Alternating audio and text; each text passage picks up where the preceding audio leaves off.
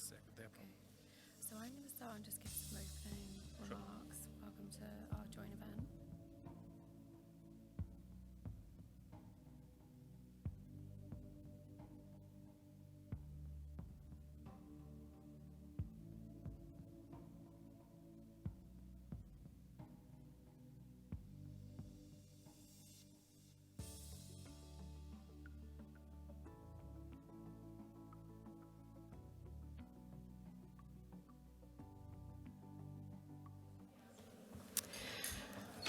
Hello, everyone.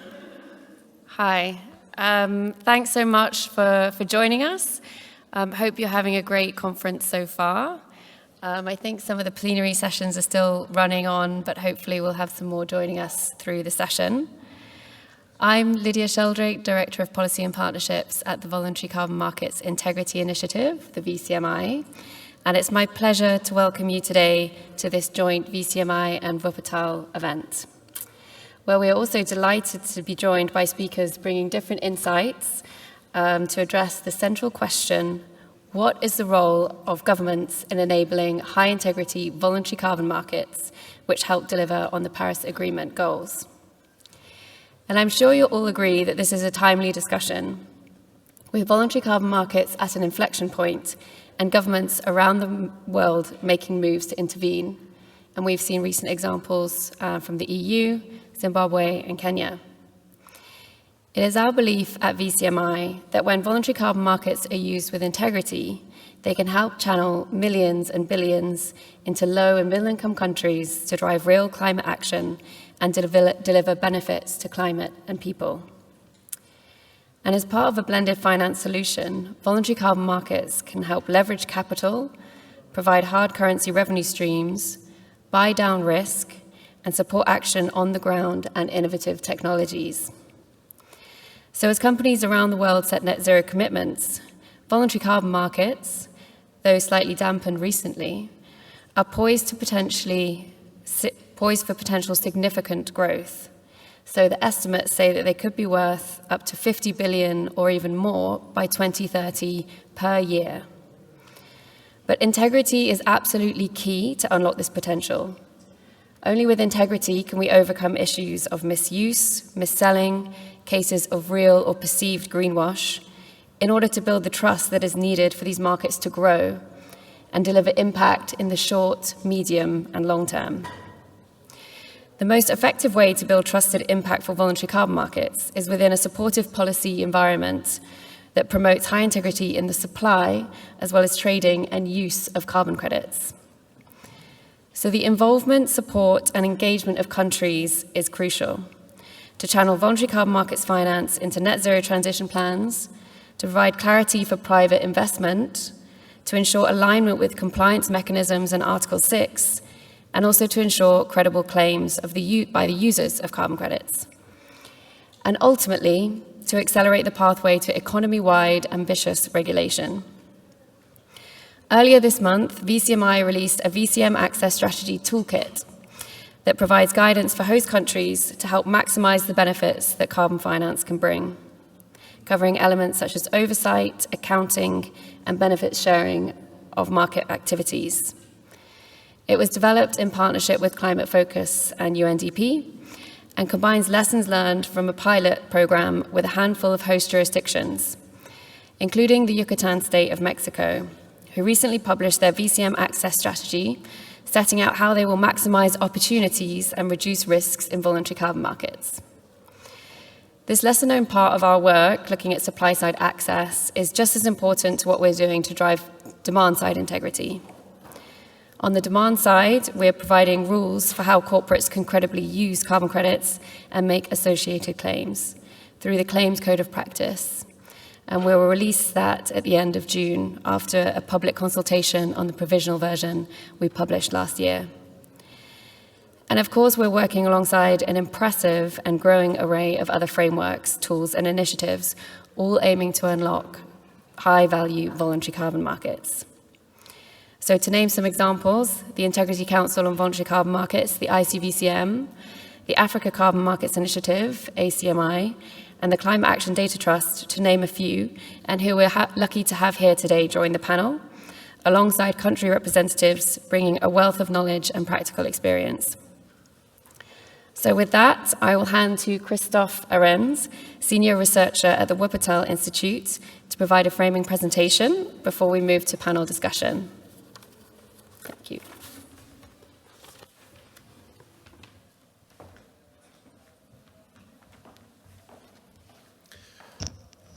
Right. Is the sound all right? Okay, very good. Yeah, good afternoon to all of you. Thanks very much for Lydia for the kind introduction. My name is Christophe Arends of Wuppertal Institute, and we're co-hosting this event today here. And I'm going to run you through a brief setting the scene for this event at the moment.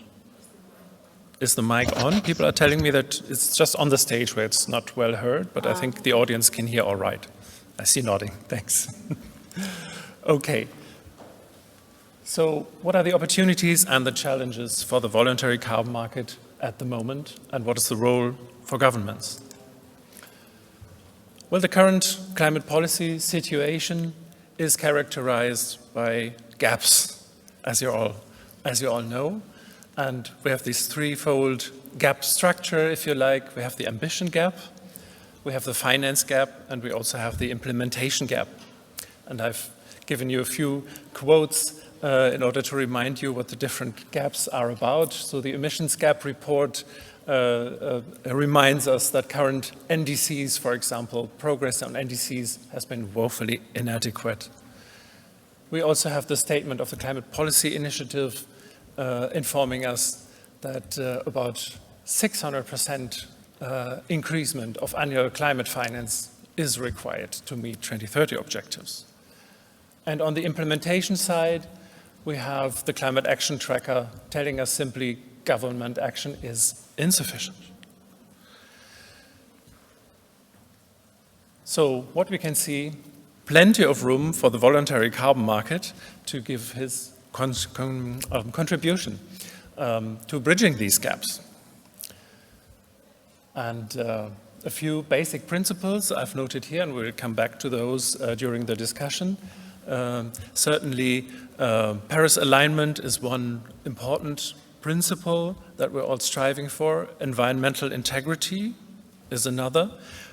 Credibility and also benefits in terms of sustainable development activities are key. Now, what are the current challenges of the voluntary carbon market? And we're looking here at the demand side and the supply side. On the demand side, we see a lot of discussion on reputation, and Lydia has also alluded to this, that the ongoing greenwashing discussion, you're all familiar with that, and not surprisingly, you all remember the debate about forestry. I'm not naming any institutions here, but I'm sure you all have followed the media on the allegations and the criticism that was voiced in this context. We have legal risks. We have ongoing lawsuits. The Royal Dutch Shell is an example that was sued in the Netherlands. There's new initiatives by non-governmental organizations, competition watchdogs, and also consumer organizations. We're also facing a lack of transparency and comparability across corporate climate targets and action. And last not least, there's no fully developed alternatives to the concept of carbon offsetting, at least not yet. We're going to hear about this in a different event in this week. On the supply side, we're seeing that finding high-quality projects under Paris is particularly difficult for host countries. We know all host countries across the world now have climate targets, so finding a space for offsetting becomes more and more difficult. Host countries are also challenged by complexity, and here you see the example of overselling that's vital here. Furthermore, the integration in host country strategies is a complexity that is also to be looked at, and this is also a topic at another event that we're going to see during the following days. Last but not least, host country support quite often not coordinated well among donors. Now, what can be done? A few insights on possible solutions with public policy support. What can governments do? On the demand side, one possible solution is looking at reputational risks and limiting those through best practice guidance. And we've seen the example of Finland, which has issued a guidance document earlier on this year, where a lot of stakeholders look at and see how we can use this. The legal uncertainty can be reduced through strengthened regulation of claims, and many of you have followed the discussions at the EU level in terms of the Empowering Consumers Directive, for example, or the Green Claims Directive. And some of you might have noticed that in the discussions, the EU is at the moment banning the carbon neutrality claim possibly at all. So that's something that might be a major step that we will see, but that's still in the discussion. Developing alternatives to offsetting, for example, the contribution claim model is also a possible way of hedging the risks on the demand side. Looking at the supply side, and Lydia has alluded to that earlier on, support that is aligned with host country needs is certainly key, and the VCM access strategies toolkit that we're going to hear more about later on is an example that can support these activities. And coordinating efforts of different capacity building initiatives and different actors is another means that might help in this situation, as well as promoting exchange among host countries and especially south-to-south learning. And learning from examples is another example that can be used on the supply side here. That's it for the moment. I'll stop here, and to leave enough room for the discussion. The sessions are really, really short, so I'm keeping my remarks short here at the moment. And now over to the panel and back to Lydia. Thanks very much.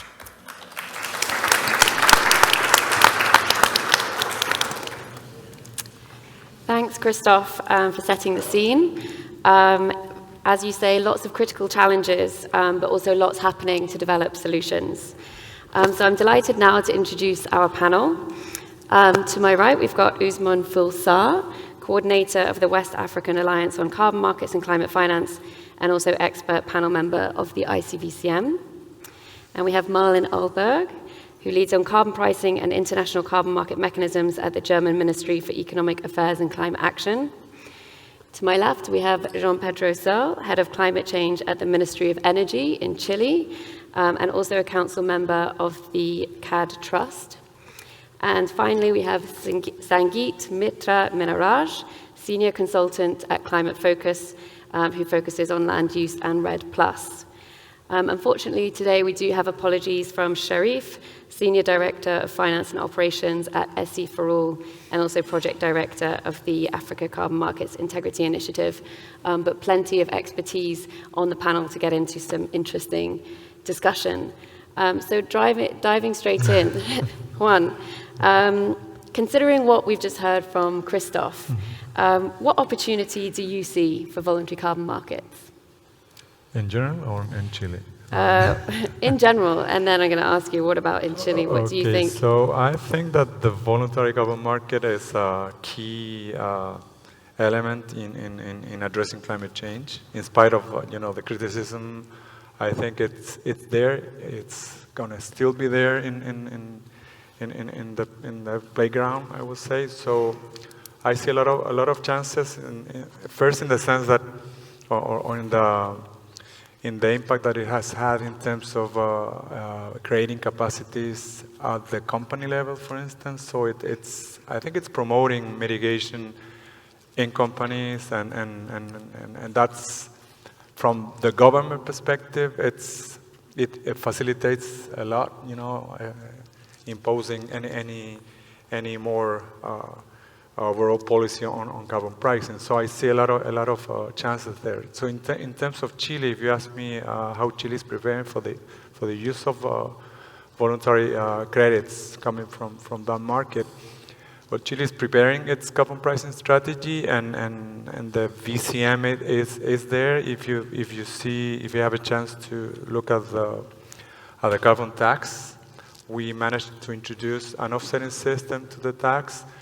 And to my knowledge, it's not managed by us, by environment, but there's a window of opportunities for the voluntary carbon market, because it will accept credits and, of course, the use of standards from, like Vera or other. It doesn't say the name, although, but it will have a space, provided that these standards are at the same level of robustness that this tax will require. In terms of our climate change law, we also see an opportunity for the voluntary carbon market there, because we managed to introduce market instruments in that law precisely to achieve our NDC, to help us in achieving our NDCs and our long-term climate strategy and our energy transition in the energy sector. So if these standards, again, are at the same level of robustness as this law is requiring, of course, they will have a space. And with that law, we have to develop, from here to December, we have to have a regulation specific for Article 6. Mm-hmm. And you all know the rules of Article 6 are not that specific on the VCM, but you can notice that the VCM will have a chance there if a credit is authorized for the use of an NDC. We'll have to have corresponding adjustment, et cetera, et cetera. So to end this first question, my guessing is that more and more we're seeing the voluntary carbon market trying to level the bar in terms of rigorousness. And I guess the price agreement market that will be spurred by Article 6 is a good opportunity for the voluntary carbon market to be more, straightforward in terms of environmental integrity and all those issues. Great, thank you. So we've heard lots going on, and practically establishing carbon pricing mechanisms is a complex process in a country. So I'd like to turn to Usman. Can you share from your work in the Alliance your sense of what are the critical building blocks for carbon pricing implementation at a country level? Thank you, Elijah, and thank you for giving us the opportunity to share our experience in West Africa, where we managed to support all the 16 countries in their process of developing carbon markets.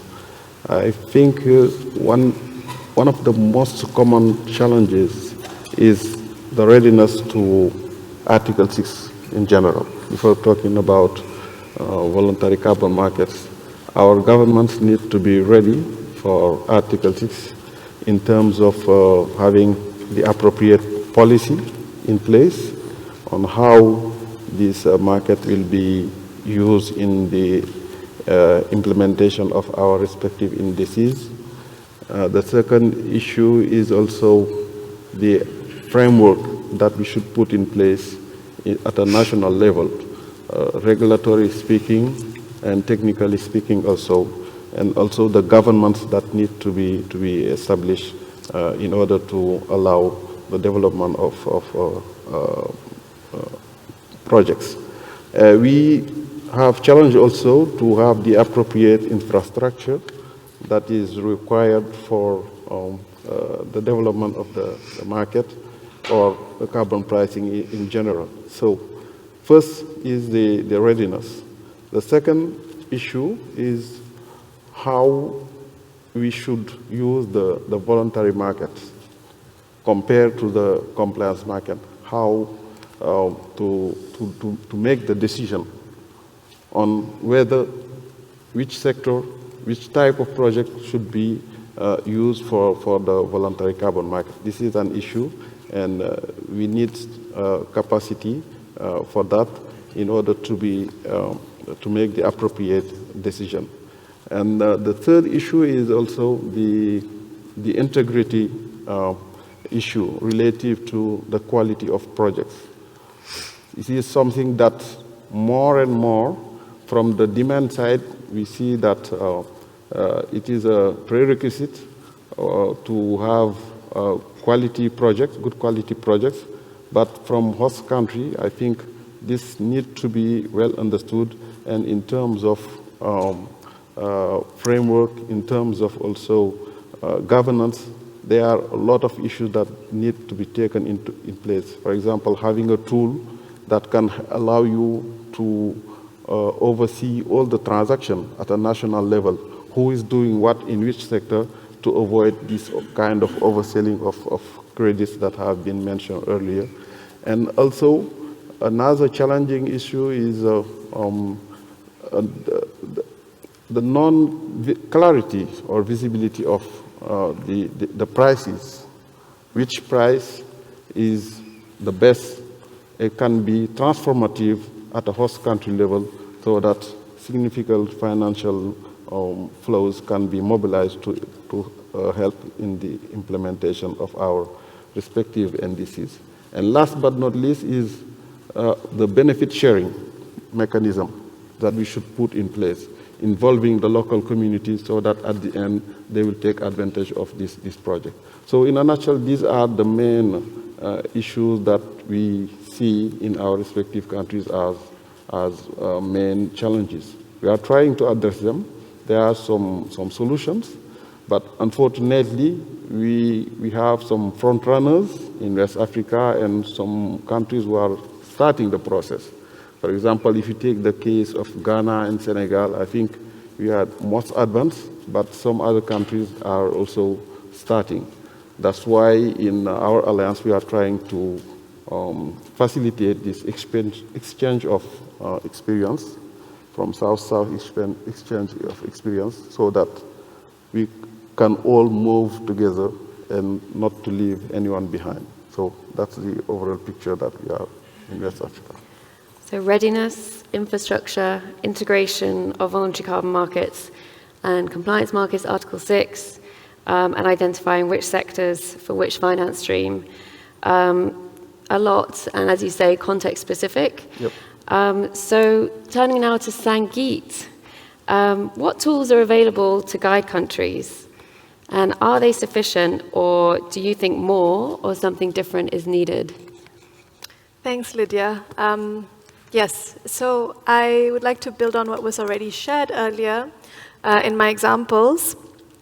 There's definitely been a host of support programs and technical assistance that's provided by, be it donors or multilateral organizations, international organizations, or UN entities that are providing readiness support to countries on carbon markets, carbon pricing, setting up domestic compliance markets, and more recently, of course, on Article 6. And this has been ongoing for host countries. We also see a number of entities providing guidance for other actors in the voluntary carbon market. For instance, VCM providing distinguishing quality carbon crediting programs and the credits that they issue. You have SBTI guiding corporates on how to best set targets that are aligned with science. And VCMI as well, the claims code that's currently being tested to guide the use of credits and the associated claims that are made. And so there's quite a lot of tools there. You also have now, I'm sure many of you have seen, a host of credit ratings agencies that help buyers in distinguishing quality credits. So there's quite a lot there for to support actors in the market with the overall aim of improving integrity. But what we have seen through the VCM Access Strategies pilot project that Climate Focus and UNDP has been implementing is that there is a gap And I think this is where I'll allude to Usman's intervention, that there is a gap for host countries seeking to more proactively navigate the voluntary carbon market. And we see countries are increasingly wanting to engage with the voluntary carbon market for various motivations. And I think, Usman, you've touched on some of them, but just to bring them back, because I think they're really important. First is that countries see this as an opportunity to harness. And in particular, for countries where public budgets alone are not enough to fund mitigation activities, private money from the voluntary carbon market can be a really important and transformative tool. On the other hand, you also have countries who are increasingly trying to understand how the VCM and Article 6 relate. How can they better harness both instruments and to use that to achieve their NDC goals. And finally, also trying to ensure that the right and the appropriate regulatory support frameworks are in place for carbon rights, for benefit sharing, for safeguards. So there are a host of motivations for why countries want to engage, and there are different starting points. And this is, I think, the challenge of providing support to countries, right? Like, because you need to acknowledge that there are different starting points and different public policy priorities. And recognizing this gap, with VCMI support, we published the VCM Access Strategies Toolkit, which provides a starting point on the key decision steps that policymakers may want to consider when they begin this important work of engaging with the VCM. Great. So Sangi, you spoke about a lot of different voluntary initiatives there, working across supply to demand sides, on building the rules for integrity, but also unlocking action. So Marlon, turning to you now, bearing in mind all of this, there's lots of voluntary initiatives, coalitions. What specifically is the role of governments in that landscape to help ensure end-to-end integrity? I think there are different roles of different stakeholders, and if we look at the governments involved, there are a supplier country and there is a demand side government. I think they have different roles to take. If I think of the supplier country, I think, or the host country, which could be any country, by the way, as the EU also set up its own certification scheme for removal credits. But in that framework, the supplier country has to make sure that all necessary information is included in the asset that is sold somewhere. So this includes, of course, whether it contributes to the NDC or whether there are corresponding adjustments made, or whether the credit is permanent, or what kind of buffer rules is behind the credit. And then the supplier country, I think, is not responsible to explain to the buyer what kind of claims it could do with this credit. This is something which belongs to the responsibility of the demand side government, in my point of view. And the demand side government, I think there is, especially if we have in mind all the critics that also came up in January in various press article in regard to certain type of projects. I think it's important that the demand side government really also support corporates that are willing to invest additional money into climate action, that they exactly know what they can't do with this asset that they are purchasing. So really to provide and to reduce the legal risk and also the reputational risk for corporates. And therefore, it's important that the demand-side government provide guidance or even legal or a kind of legislation for what kind of claims countries or corporates could do. So yeah, so far, I mean, we see a lot of different initiatives in the world and it's always a question of what kind of legitimacy they have and how whether they really have if they are able to give the right impact. But at the same time, I think we see also more and more governments that are working on how to define what corporates could do with certain types of certificates. I mean, within the EU, we have the green claims initiatives, for instance, under development, and but also other countries are developing more legal framework for the private engagement of corporates. Great. So there's been, I think, every single person on the panel, every one of you has mentioned the issue of Article 6, integration Article 6 and voluntary carbon markets, which is perhaps not surprising given the topic of the discussion. But I wanted to invite a couple of you to say a bit more. So Article 6 and alignment with voluntary carbon markets. In your view, sort of where is this going? Are we talking sort of complementary running alongside, convergence, and if so, at what point, and what is going to be the role of governments within that? So, Usman, would you like to comment? That's a very relevant question because if I take the case of our countries, we have started seeing many offers coming from the bilateral agreement that our government are signing with some countries for ITMO transaction. And at the same time, we are having also offer for using the voluntary carbon markets for projects. So how to make the decision? What is the most interesting scenario for the host country in the developing world?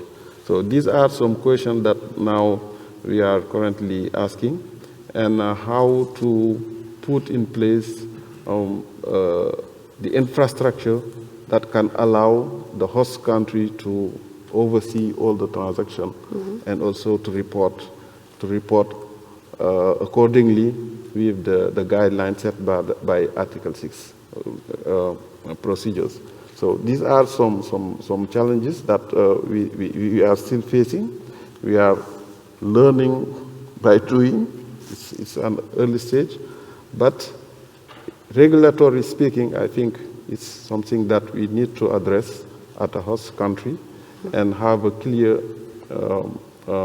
option of whether we will use the voluntary carbon market without corresponding adjustment to finance the NDC and keep also the compliance market just for the conditional part of the NDC.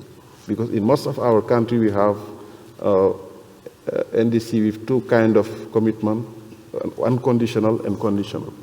And from the experience that we have in this bilateral agreement, the 6.2 cooperation target only the conditional part of our NDCs.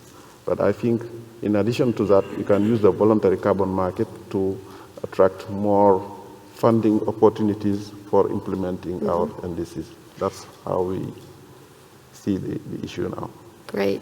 And Juan, I might turn to you for your reflection from a country perspective in Chile.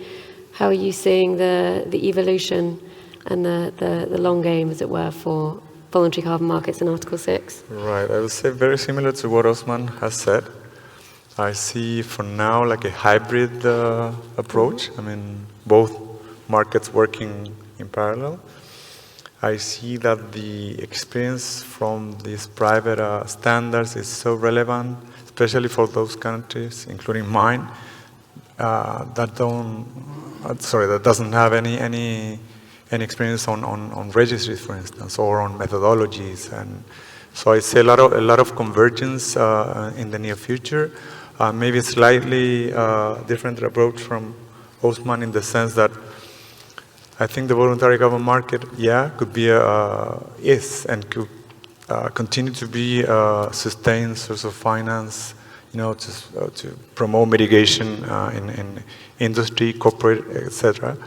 But at the same time, if we as governments find out that there's enough robustness in terms of the quality of those credits, why not using them to achieve the NDC? Or it doesn't. I mean, I don't think there's any red line between using this for NDC or as a domestic source of finance. So yeah, that'll be my perspective. And as I said at the beginning, in our process to have I would say like a sound policy on carbon pricing, we're not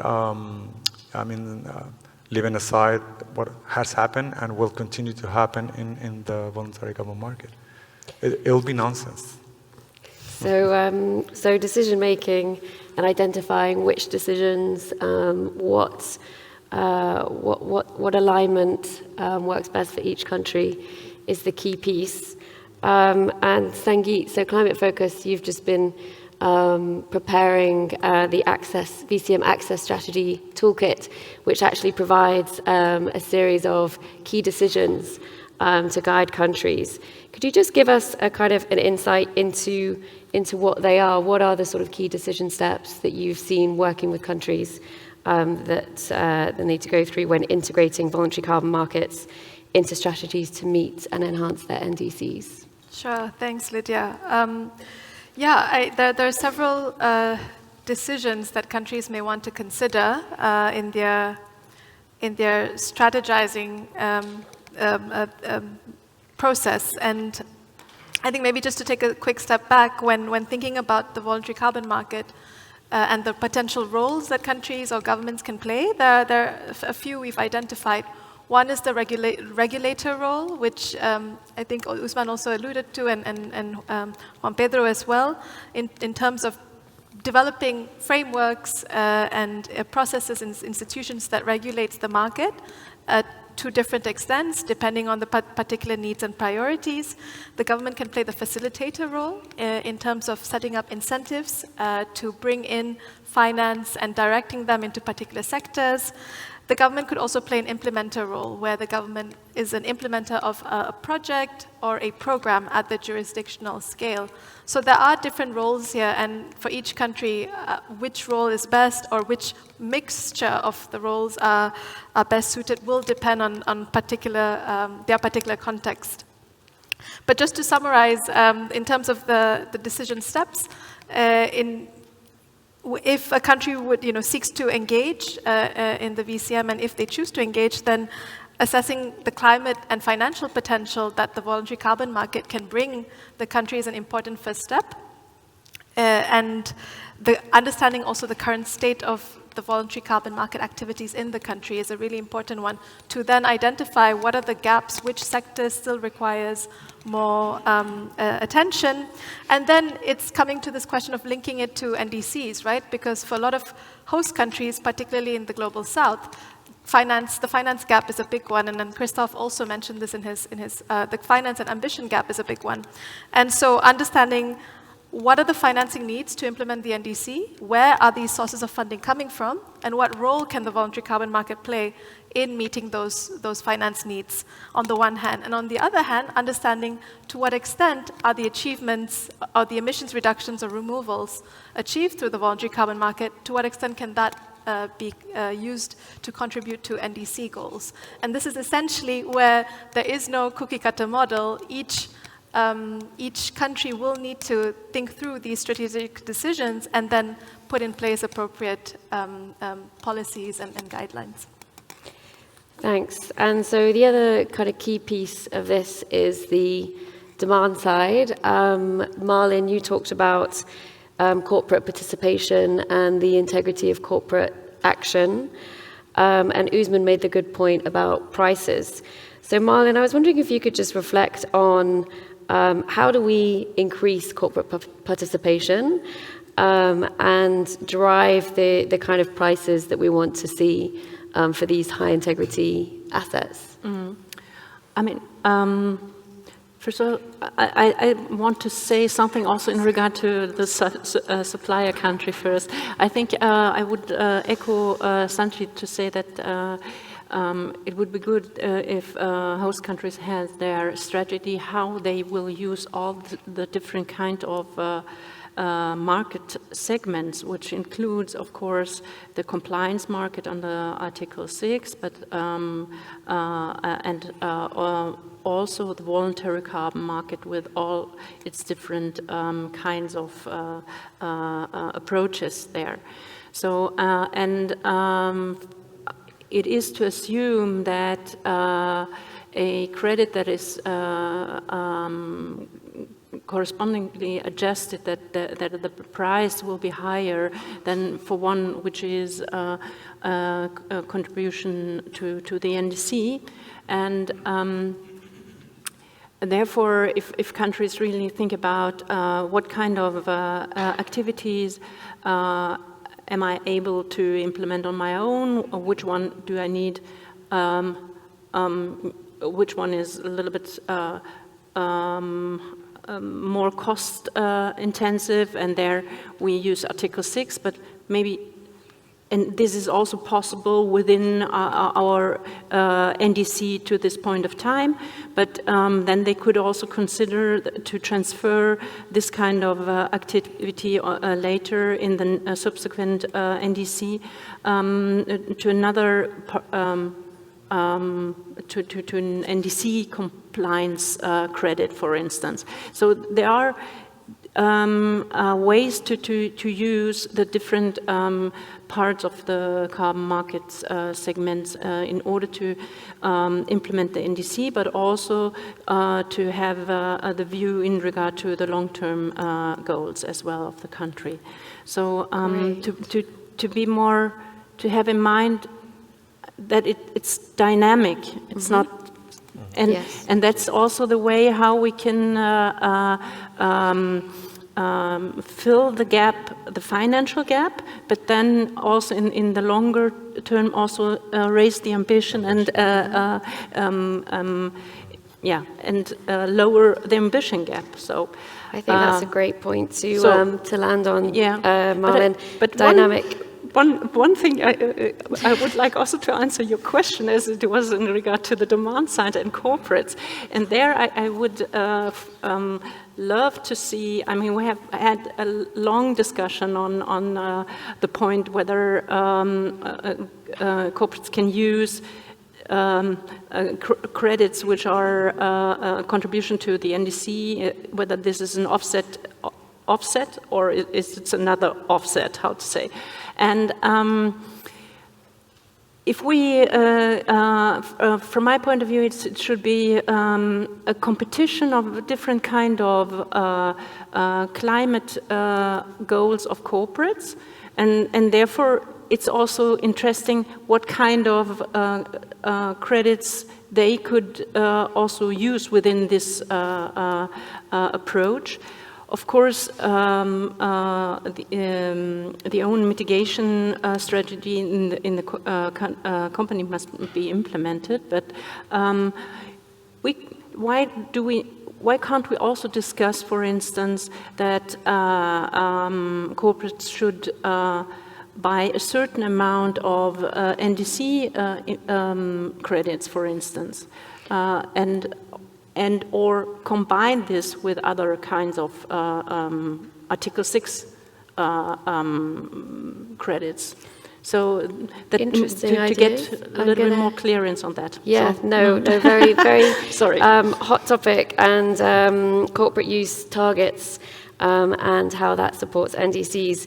So I think your point around this all being a dynamic system and there being a key role to play for the voluntary carbon market to close the finance gap, but then also to help raise ambition is a really nice way to summarize our panel discussion today.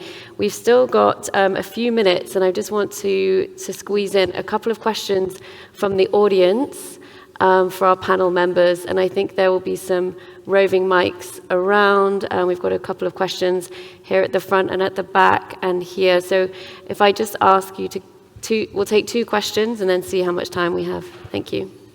Hi, Julian Richardson from Parhelion.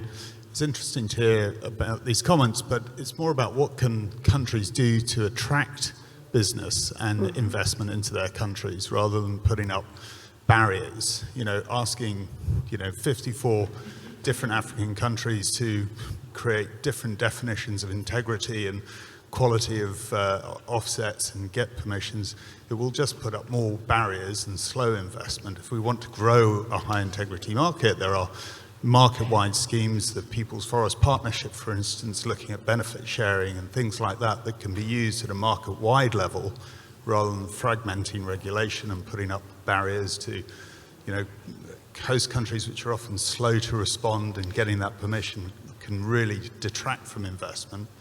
So countries should be thinking more about how to attract and be an attractive location for investors.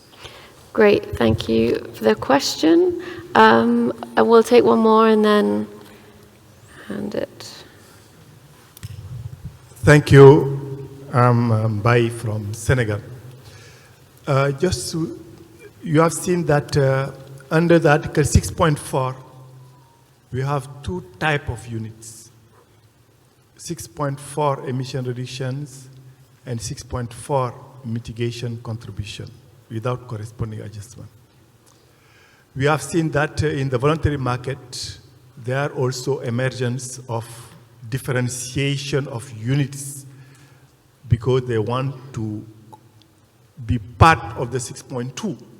If they want to be part of the 6.2, they must have units with corresponding adjustment. While they want also to go to the corporate without corresponding adjustment. So they will, at the end of the day, have these 2 types of units. Do you think that in the near future, we will have a convergence in terms of environmental integrity, in terms of process for the alignment, both between 6.4 and the voluntary carbon market? Great question. So first question, what can countries do to attract investment? Really important question. Any of the panel members like to take that one? Usman and then myself. Okay, great. Just for me, I think this is a very, very interesting and important question. And you're right, it is something that we need to think about. From the West African Alliance on Carbon Markets and Climate Finance point of view, for us, the best way is to work on sub-regional integration. That's why we decided to create this alliance, and also to try to see how best we can harmonize practices and procedures among our sub-region, because we are sharing many things. We are sharing common regulatory frameworks, common policies, currencies, and in terms of government, many issues together. In order to build a very strong and attractive market, we need to have this integration, sub-regional integration and harmonization process. We are working and try to build the capacities for our member countries, and maybe in the short run we will have this kind of opportunities. That's how we see it from our point of view. I'm sorry, I don't think we have time to come to Sangeet, but just so we react very briefly on the last question. Anyone have very, very quick reaction to, we're seeing a lot of proliferation in the types of units. Will there be convergence or further proliferation?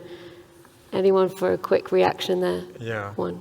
So I guess, I think if you look at the experience from the CDM and the Article 6 from the Kyoto Protocol and Article 17, they were fungible. So I think that should be, I mean, the aim of these different credits under Article 6. The other question, sorry, just 1 second. I think a policy framework and regulatory certainty is key to attract investment. And just 10 seconds to Sangeet. 10 seconds. I think an important one is trust. And we talk about trust and transparency at the international level, and that's great. But where the rubber hits the road is if country X has trust for the private sector coming in and building projects in their countries. And right now, the trust is lacking, and we need to think about how to improve that and to also show that the carbon market can be transformative to local sectors, meaning not just project developers from abroad coming in and developing projects, but creating ripple effects so that other actors, domestic actors, can come into the market. Only then will it be truly transformational, and country and governments can see the value of the market and engage in it further. Very well said, Sangeet. Please join me in thanking the panelists alongside Christoph, colleagues at Wuppertal.